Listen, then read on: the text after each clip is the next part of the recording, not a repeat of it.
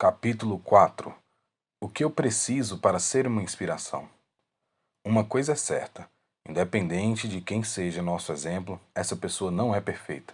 Como vimos anteriormente, existem pessoas que acabam sendo inspiradas pelos erros dos outros. Claro que tomando como modelo esses erros para não cometê-los. E até aqueles que temos como um exemplo positivo a ser seguido cometem erros. Nós, que também somos inspiração para alguém, igualmente falhamos. Esse assunto será debatido com mais detalhes mais à frente deste livro. Mas existe um ser humano totalmente perfeito no qual devemos dar a nossa vida para sermos como ele.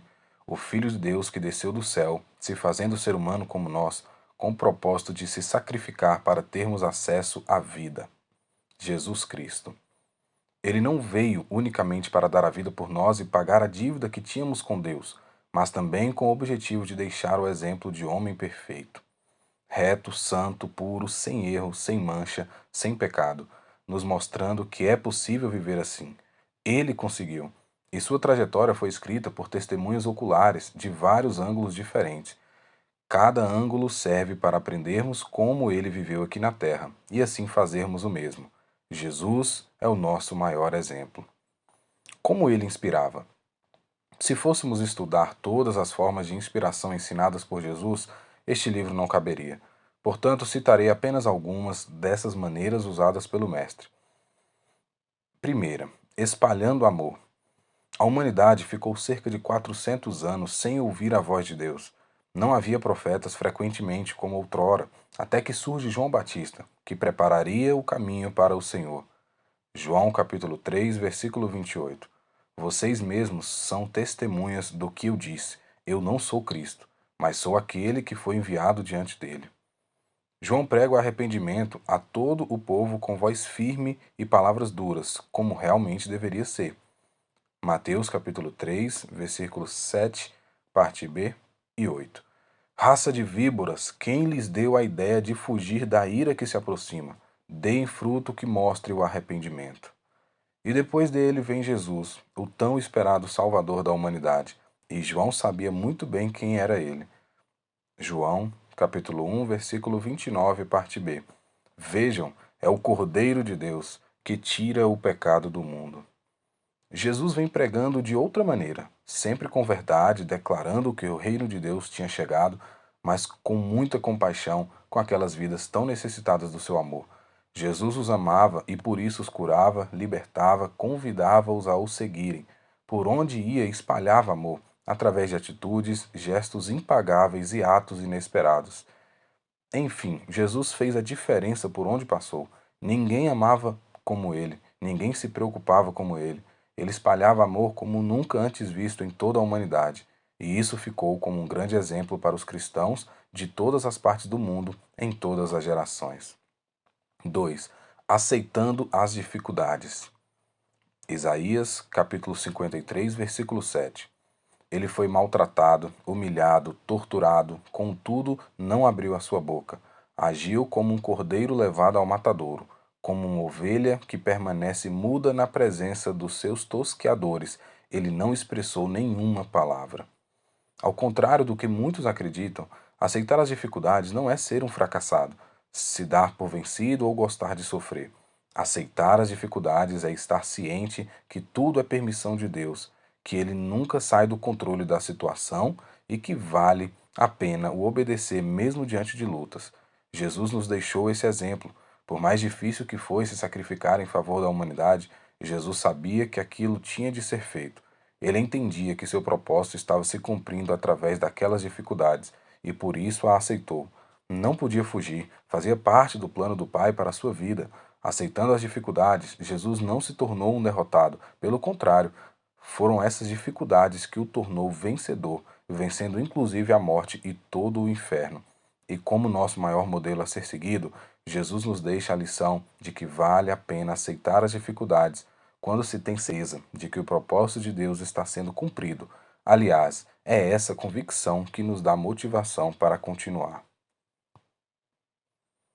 Certa vez, o grande evangelista C.H. Spurgeon disse: muitos homens devem a grandeza da sua vida aos obstáculos que tiveram que vencer.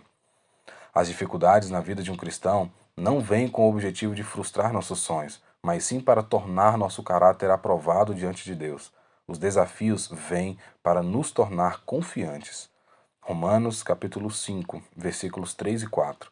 Mas não somente isso, como também nos gloriamos nas tribulações, porque aprendemos que a tribulação produz perseverança, e a perseverança produz um caráter aprovado, e o caráter aprovado produz confiança. Com esses dois versículos, entendemos que as tribulações que sobrevêm à nossa vida não são porque Deus nos esqueceu ou está nos castigando, mas sim para que haja uma transformação positiva em nosso ser.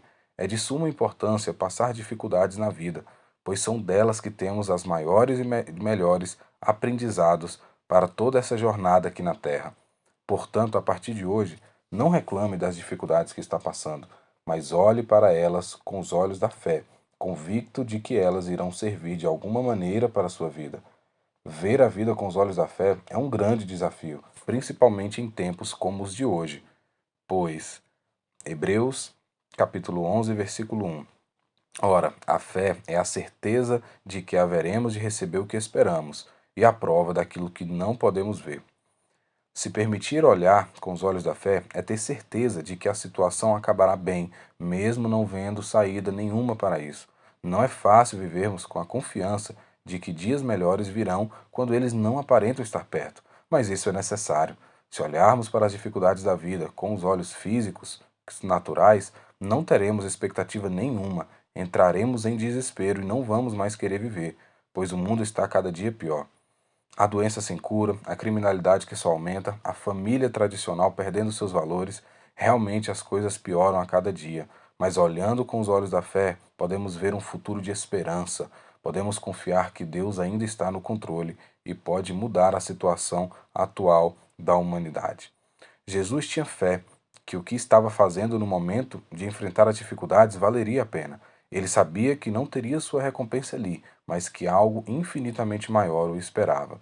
Aquelas dificuldades não eram por acaso, era Deus o preparando. E conosco funciona da mesma maneira. Cada dificuldade nos prepara para desafios maiores que enfrentaremos lá na frente.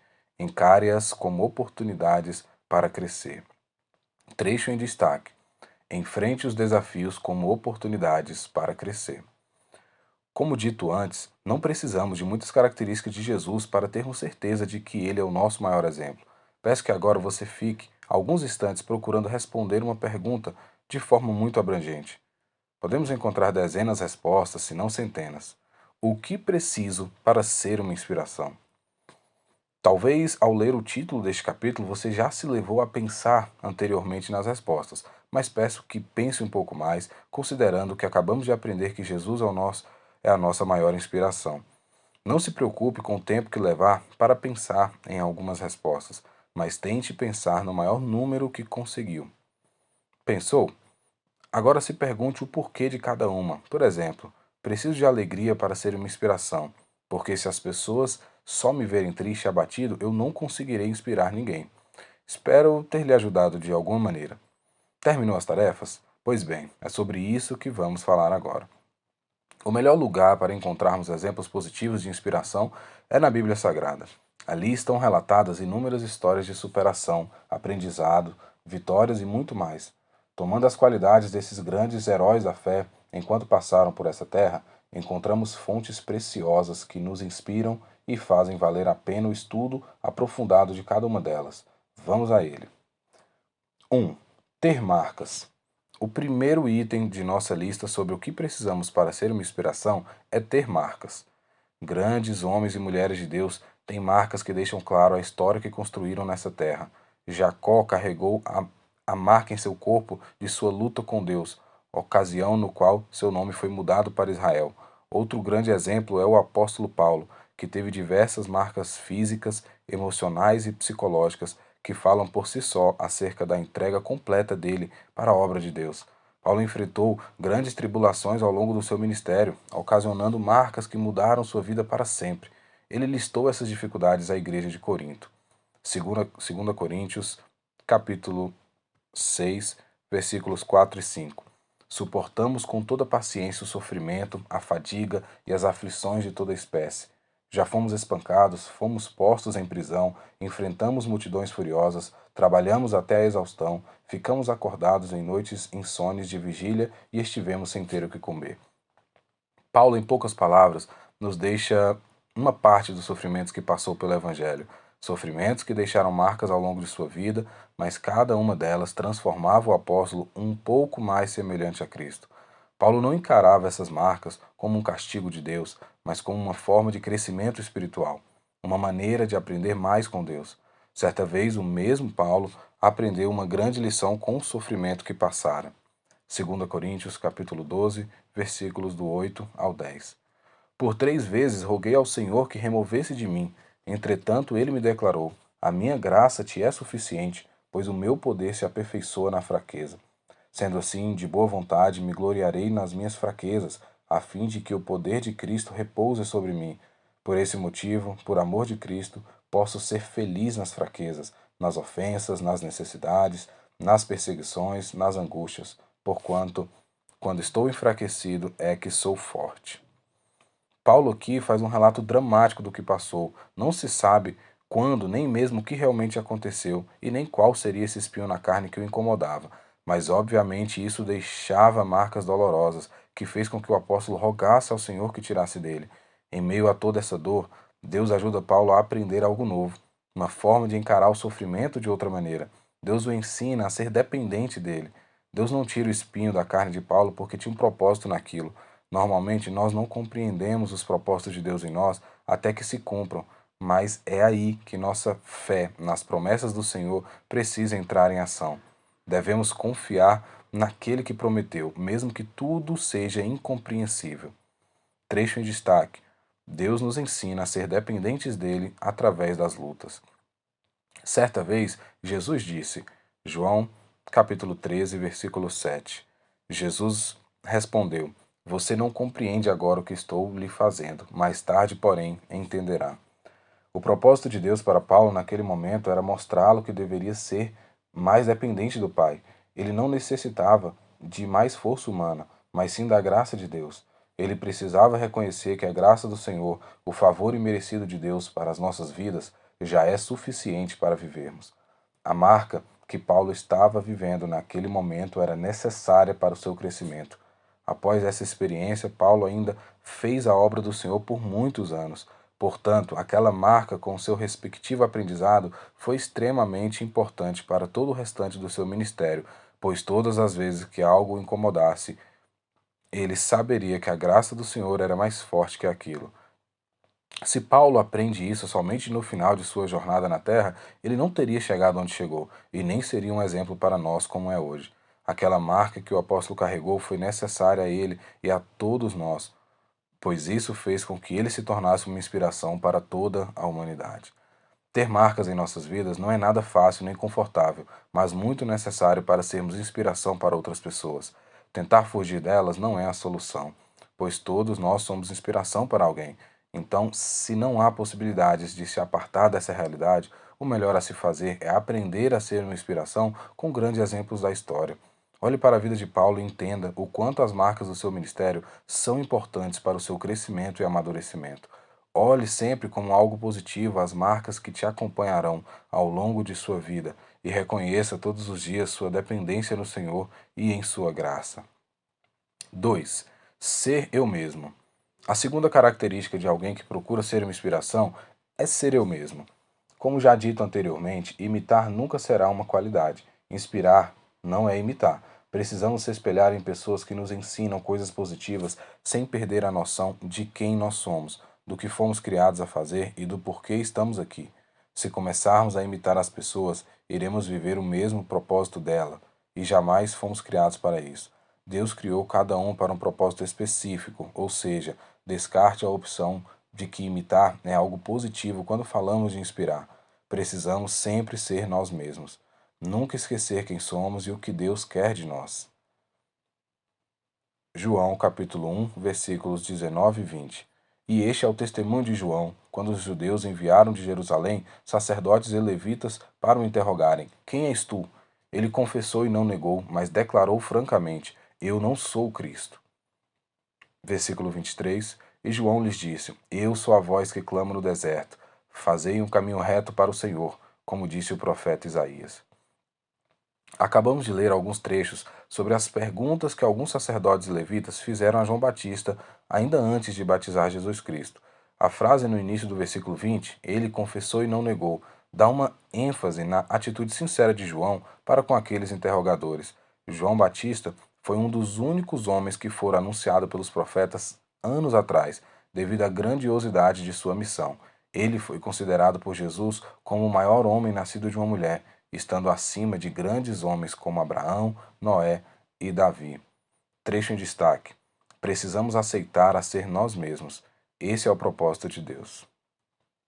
Mesmo assim, em nenhum momento João quis ser conhecido como o Messias que havia de vir, mesmo que muitos já o consideravam.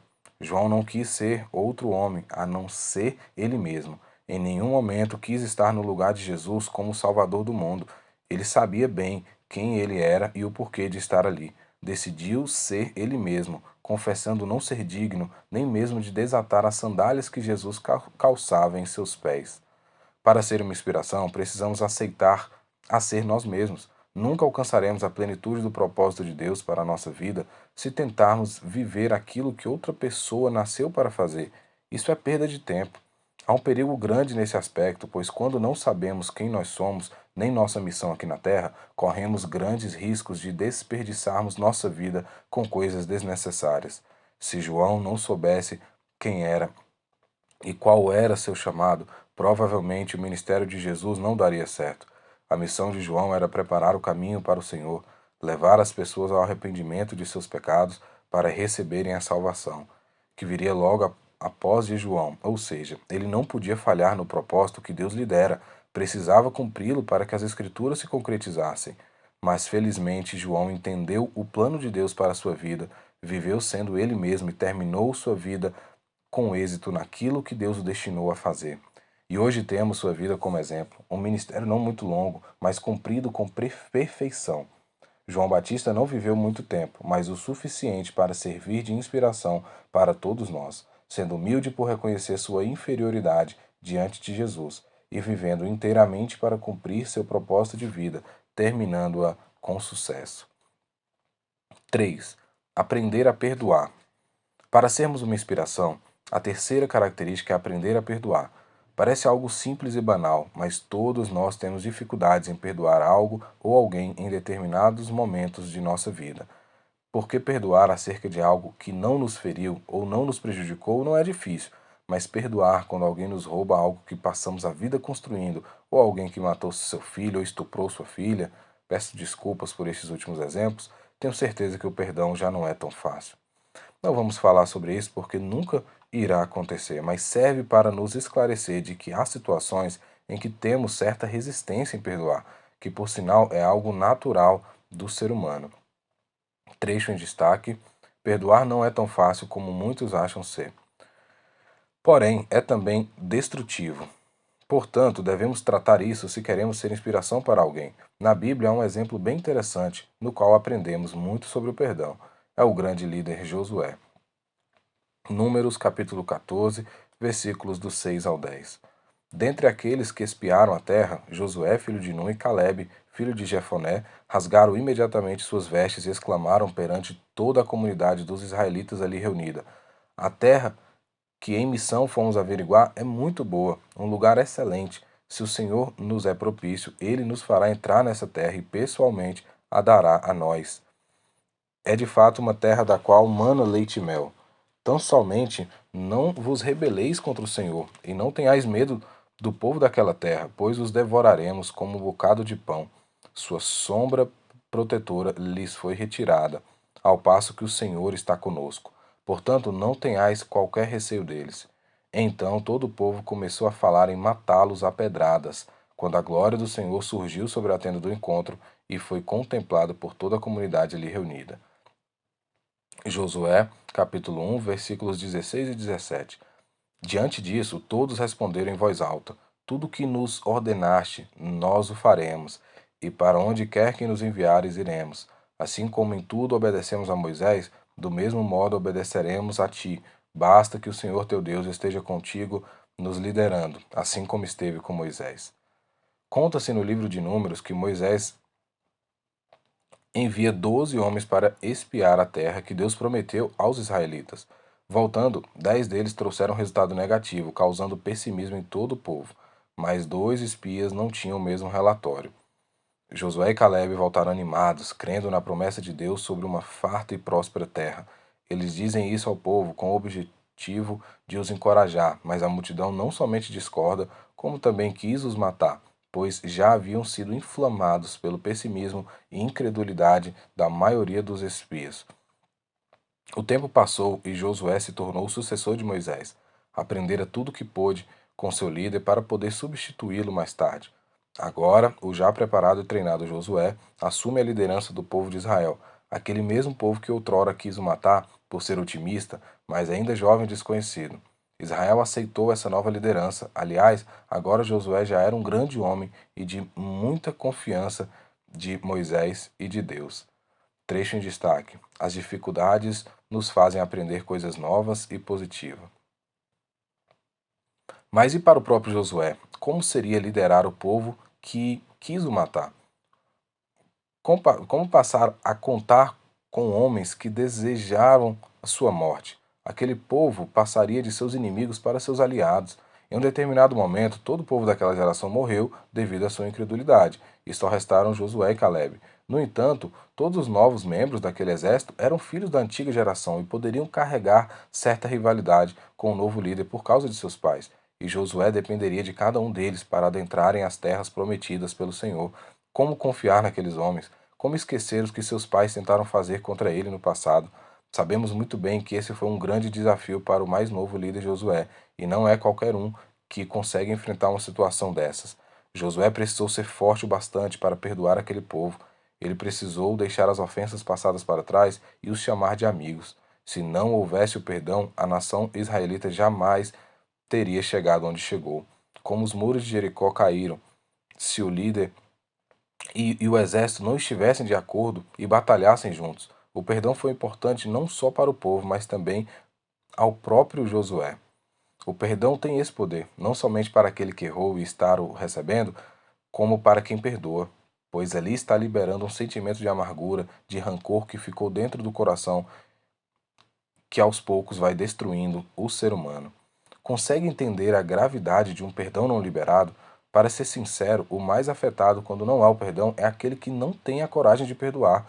Se Josué não libera o perdão para os seus liderados, ele nunca seria o líder que foi. Provavelmente estaria guardando aquela mágoa e se prejudicando aos poucos. Hoje, Josué é considerado um dos maiores líderes da história. Fez até o que nem mesmo Moisés pode fazer, que foi entrar na terra prometida, e é para todos nós uma grande inspiração por suas vitórias e sua fidelidade ao Senhor durante toda a sua vida, e sua decisão de perdoar aqueles que um dia desejaram sua morte. Se tornou amigo de todos. Um outro exemplo que nos inspira é José, uma das histórias mais injustas relatadas na Bíblia, mas por nunca sair do controle de Deus, acabou bem. Tudo aquilo fazia parte de um propósito de Deus para a conservação de muitas vidas. A vida de José foi repleta de desafios, assim como Paulo, que tivera de passar por inúmeras dificuldades para aprender coisas novas. José precisou de um grande processo até chegar ao lugar que Deus o tinha preparado. Gênesis, capítulo 37, versículo 27 e 28. Vinde, vendamo-lo aos ismaelitas, mas não ponhamos a mão sobre ele. É o nosso irmão, da mesma carne que nós. E seus irmãos o ouviram. Quando passaram os mercadores ismaelitas, eles retiraram José da cisterna. Venderam José aos ismaelitas por 20 peças de prata, e estes o levaram para o Egito. Tomados de inveja, os irmãos de José o vendem e ele acaba indo ao Egito. Após vários anos de muita injustiça e sofrimento, José agora é o governador daquela terra. Confira toda a história detalhadamente em Gênesis, do capítulo 37 ao 47. E seus irmãos, sem o reconhecer, aparecem a ele implorando por comida, senão morreriam de fome. Mesmo que todo o sofrimento que José suportou até chegar à posição de governador do Egito tenha sido provado pela inveja de seus irmãos, ele entende que tudo aquilo serviu de preparação para essa nova fase. Agora José tem a chance de descontar tudo que passou em seus respectivos culpados. Seus irmãos se desesperam quando descobrem o poder que José tem no Egito e temem ser duramente castigados pelo que fizeram há muitos anos. Mas José escolhe o perdão. José escolhe ser uma inspiração para toda a humanidade, perdoando aqueles que quiseram a sua ruína. Mais uma vez, o perdão vence o rancor guardado no coração de alguém que não o merecia. José não perdeu nada ao decidir perdoar seus irmãos, pelo contrário, deixou um grande exemplo de perdão que será lembrado eternamente. Deixe José ser uma inspiração para a sua vida. Aceite a realidade de que perdoar sempre é o melhor a fazer, mesmo que não pareça ou que a pessoa não mereça. Nos tornando pessoas perdoadoras, seremos inspiração para a nossa geração. 4. Quando obedecemos mesmo sem entender. Como cristãos, sabemos que muitas vezes os planos de Deus são difíceis de compreender, pois são muito diferentes dos nossos. Nós somos limitados, não há como entender a mente de Deus. Por isso, o diferencial de uma pessoa que deseja ser uma inspiração é obedecer mesmo sem entender. E isso é exatamente o viver pela fé, pois viver pela fé é acreditar naquilo que não se pode ver, ter certeza de que é algo que ainda não aconteceu. E Abraão é conhecido como o pai da fé. Vejamos o motivo. Hebreus capítulo 11, versículo 8. Pela fé, Abraão, quando convocado, obedeceu e dirigiu-se a um lugar que no futuro receberia como herança, embora não soubesse para onde estava sendo dirigido. Abraão não fazia ideia de para onde deveria ir, mas mesmo assim obedeceu, pois sabia que era Deus que o mandara partir. Quando saímos para um lugar no qual não conhecemos, estamos expostos a todos os riscos que aquele caminho oferece, ou seja, Abraão encarou aquele desafio sem saber quais riscos iria correr. Trecho em destaque: obedecer sem entender é viver pela fé no chamado de Deus. No entanto, ele não se importou, somente obedeceu ao chamado do Senhor, disposto a vencer tudo o que seria necessário. Outro exemplo de alguém que aceitou correr riscos por obediência ao Senhor foi Ananias. Esse homem, quase desconhecido por nós, deixou um grande exemplo de inspiração. Atos, capítulo 9, versículos do 10 ao 19. E havia em Damasco um discípulo chamado Ananias. O Senhor o chamou em uma visão. Ananias, diante do que prontamente respondeu: Eis-me aqui, Senhor. Então o Senhor lhe disse: Apronta-te e vai à rua que se chama Direita, e procura na casa de Judas por um homem de Tarso chamado Saulo. Eis que ele está em oração neste momento. E acaba de ter também uma visão, na qual um homem chamado Ananias se aproxima e lhe impõe as mãos para que volte a enxergar. Todavia Ananias replicou: Senhor, tenho ouvido vários testemunhos sobre homem, quantos males tem causado aos teus santos em Jerusalém. E ele chegou aqui com toda a autoridade dos chefes dos sacerdotes para prender todos que invocam o teu nome. Porém o Senhor ordenou-lhe: Vai, pois ele é para mim um instrumento escolhido, a fim de levar o meu nome diante dos gentios e seus reis, e perante o povo de Israel. Revelarei a ele tudo quanto lhe é necessário sofrer por causa do meu nome. Então Ananias foi, e entrando na casa impôs sobre ele as mãos, declarando: Irmão Saulo, o Senhor Jesus, que lhe apareceu no caminho por onde vinhas, enviou-me a ti, para que tornes a ver e fiques pleno do Espírito Santo. Imediatamente lhe caíram dos olhos algo parecido como escamas, e ele passou a ver de novo. Em seguida, levantando-se, foi batizado. E depois de alimentar-se, ganhou novas forças e passou vários dias na companhia dos discípulos em Damasco. Muitos que leem essa passagem não reparam o quão importante esse homem foi para a humanidade.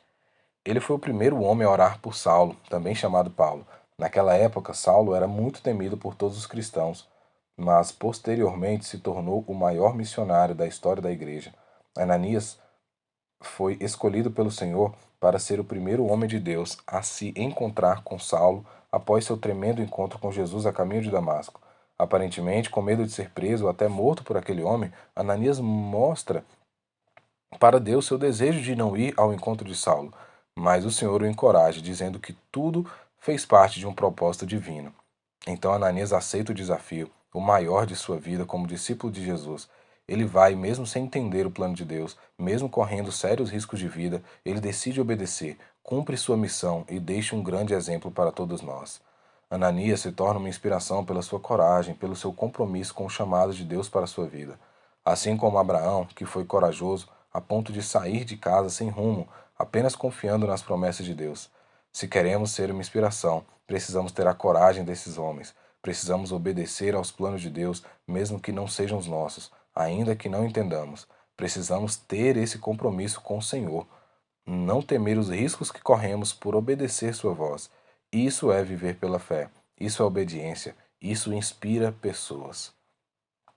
Resumo: os 4 princípios: ter marcas, ser eu mesmo, aprender a perdoar, obedecer mesmo sem entender.